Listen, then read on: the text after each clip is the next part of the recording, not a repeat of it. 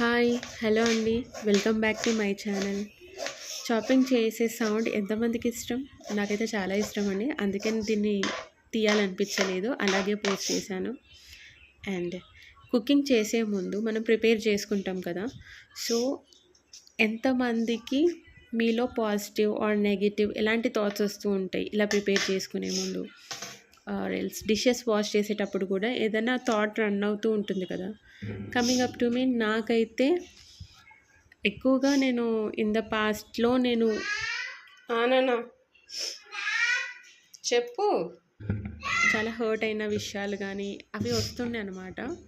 So దాన్ని overcome చేసుకుంటూ and future గురించి, నెక్స్ట్ చేయాల్సిన పనుల గురించి, వాటి గురించి ఆలోచిస్తూ వర్క్స్ చేయడం స్టార్ట్ చేశాను, నెగిటివిటీ కంప్లీట్గా తీసేయడానికి.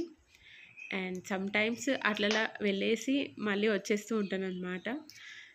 మీలో ఎంతమందికి ఇలాంటి థాట్స్ వస్తాయి, ఇలాంటి ప్రాబ్లమ్స్ వస్తాయి, పాస్ట్ గురించి ఎక్కువ థాట్స్ రావడం, ఏదైనా హర్ట్ అయిన సిచ్యువేషన్స్ మళ్ళీ మళ్ళీ గుర్తుకు రావడం, ఇలాంటి సిచ్యువేషన్స్ నుండి ఓవర్కమ్ అవ్వడానికి మీరు ఎలాంటి థింగ్స్ ట్రై చేస్తూ ఉంటారు?